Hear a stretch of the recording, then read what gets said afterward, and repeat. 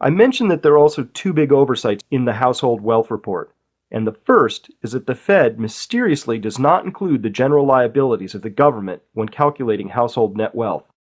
Wouldn't it make sense for the Fed to offset these against household wealth? After all, who else besides the taxpayers living in households are going to pay off those liabilities? Nobody. That's who. If the Fed did perform this offset, household net worth would plunge below zero. So I can guess why this comparison is never made.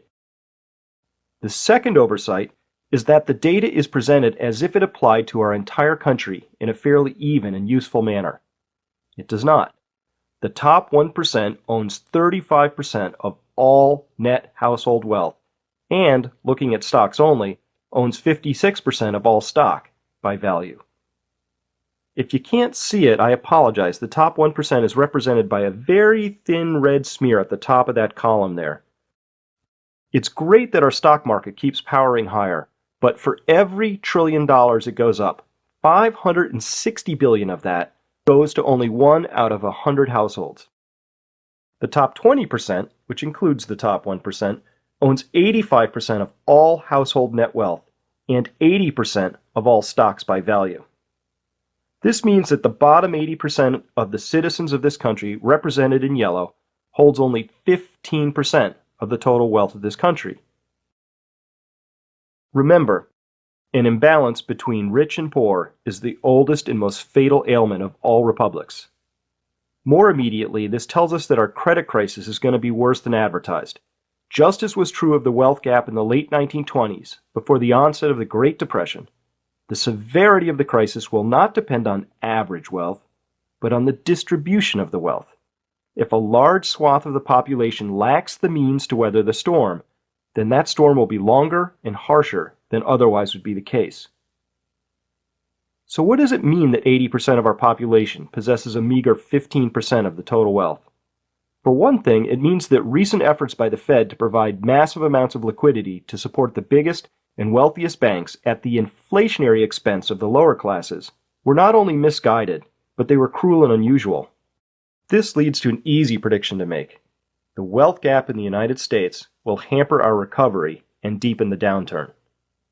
In order to really understand why I've been harping on this notion of assets being variable and their value being dependent on the ratio of buyers to sellers, we'll need to take a quick trip into demographics. Recall that the U.S. government has not saved in any of its entitlement programs, and that it has a massive shortfall in them, measuring the tens of trillions of dollars.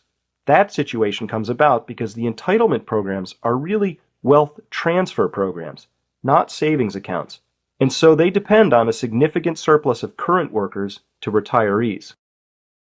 The shortfalls in these programs are being exacerbated by a troubling trend. In 1950, there were 7 workers per retiree, and the system was balanced. By 2005, that ratio had dropped to only 5 to 1, and the system was already exhibiting signs of distress. By 2030, that ratio will have plummeted to a thoroughly unworkable value of less than 3 to 1. And this trend comes about as a feature of the so-called baby boom.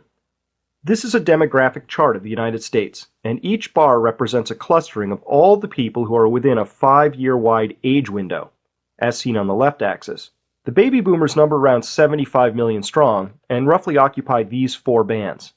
While it may not seem like much, the hole that exists in the population behind the baby boomers represents an enormous challenge and even threat to our entitlement programs and will greatly complicate our efforts to resolve our levels of debt and our national failure to save. A more normal population distribution, if you will, and the kind that humans evolved with over countless millennia, looks like this: a pyramid. Again, this shows 5-year wide age brackets, with men in red and women in yellow. This distribution is capable of supporting an entitlement program, such as the one in the US, that is based on transferring wealth directly from workers to retirees. But when we cast this chart forward to 2000, the baby boomer bulge is quite apparent. Besides the challenge that this demographic profile offers to the entitlement programs, an even larger challenge is presented to both the debt and savings issues I painted in previous chapters, and even to the value of our assets. Here's what I mean. The boomers are the wealthiest generation ever. They hold nearly all of the assets, and they will need to dispose of those assets to fund their retirements. Who exactly are the boomers planning on selling their assets to? This guy? Even if his generation somehow could afford to buy all these assets, there simply aren't enough people in his generation to buy them. In order to fund their retirement dreams, boomers are going to have to sell off their assets. And again, we might wonder, to whom exactly? And lastly, if the massive accumulation of debt over the past 23 years was predicated on the assumption that the future will be much larger than the present, we might also question how exactly that will come to pass if boomers are retiring en masse and there are fewer behind them to take their place.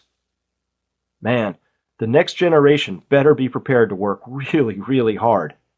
Too bad they're graduating with the highest levels of college debt ever recorded. This sort of demographic profile will be with us for decades and cannot be wished away or fixed by some clever policy.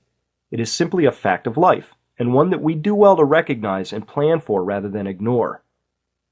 Boomer retirement has already begun, and the pace of this will accelerate rapidly over the next 15 years, which will make the 20-teens quite interesting, and leads me to conclude that the next 20 years are going to be completely unlike the last 20 years.